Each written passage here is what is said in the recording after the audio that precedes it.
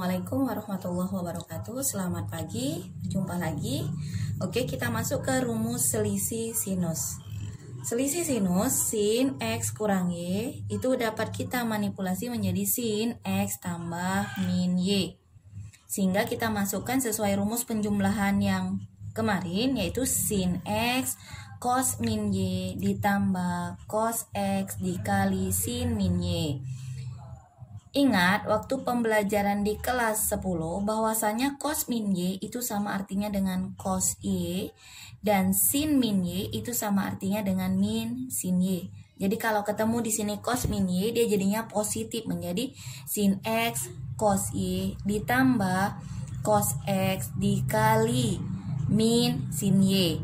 Sehingga dapat kita tuliskan rumus selisih sin menjadi sin X kurang Y sama dengan sin X cos Y dikurang cos X sin Y.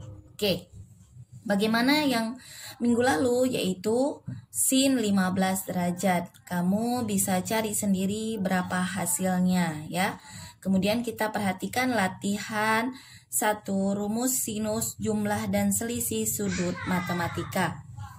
Yang pertama itu nilai dari sin 165 derajat. Yang kedua, jika sudut A dan B lancip, sin A sama dengan 3/5 dan sin B sama dengan 7/25. Nilai dari sin A tambah B adalah, sin 165 derajat itu bukan merupakan sudut istimewa. Jadi kita cari sesuatu sudut istimewa, ditambah berapa atau dikurang berapa yang hasilnya menjadi sin 165 derajat. Di sini saya memakai sin 210 derajat dikurang 45 derajat. Kita masukkan ke rumus pengurangan sin atau selisih sin. Sin A cos B dikurang cos A dikali sin B. Sehingga sin 210 derajat dikali cos 45 derajat dikurang cos 210 derajat dikali sin 45 derajat. Kemudian ingat sudut berelasi, sin 210 derajat itu waktu pembelajaran kelas 10, yaitu sama artinya dengan sin 180 derajat ditambah 30 derajat dikali cos 45 derajat dikurang cos 180 derajat ditambah 30 derajat dikali sin 45 derajat. Sehingga waktu di kelas 10 sin 180 derajat ditambah X derajat itu hasilnya adalah min sin X derajat karena terletak di kuadran ketiga. Sekali lagi diingatkan, terletak di kuadran ketiga, jadi sin bernilai negatif. Kemudian cos 180 derajat ditambah X derajat sama dengan min cos X derajat. Ini juga terletak di kuadran ketiga. Jadi sehingga di sini tadi di belakangnya adalah 30 derajat, sehingga dapat dituliskan menjadi min sin 30 derajat ditambah cos 45 derajat dikurang min cos 30 derajat dikali sin 45 derajat.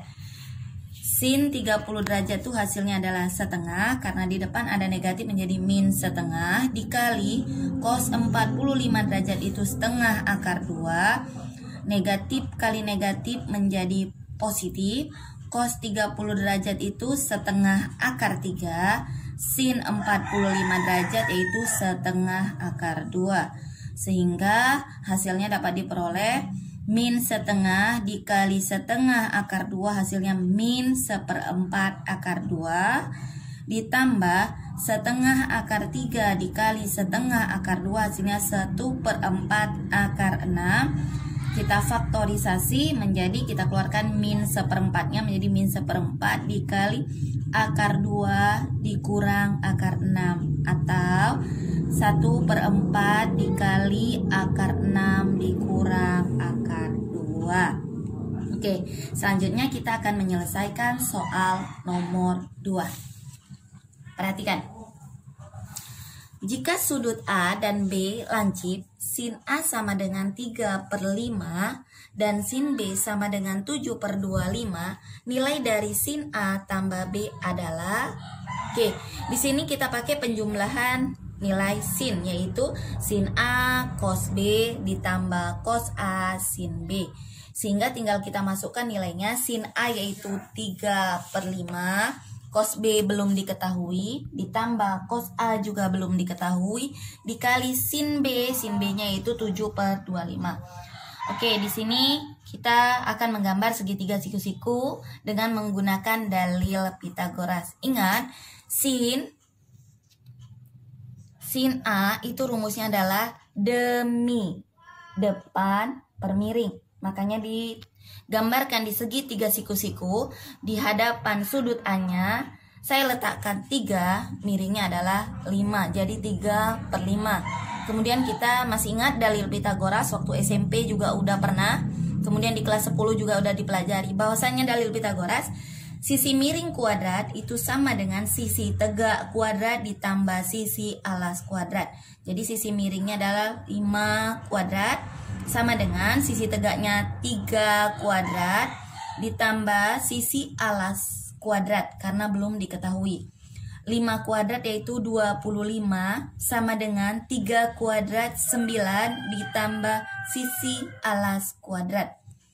Kemudian pindahkan 9-nya ke ruas kiri menjadi negatif, jadi 25 dikurang 9 sama dengan sisi alas kuadrat. Kemudian hasilnya adalah 16 sama dengan sisi alas kuadrat, atau sisi alas kuadrat sama dengan 16, sisi alas sama dengan akar 16, sisi alas sama dengan 4. Kita letakkan 4 di sisi alasnya. Sehingga cos A itu adalah sami samping per miring, hasilnya adalah 4/5. Selanjutnya kita mau mencari nilai dari cos B. Kita gambarkan segitiga siku-siku juga. Kemudian sisi miringnya adalah 25 sesuai dengan sin B, itu rumusnya adalah demi depan per miring. Depannya 7, miringnya adalah 25.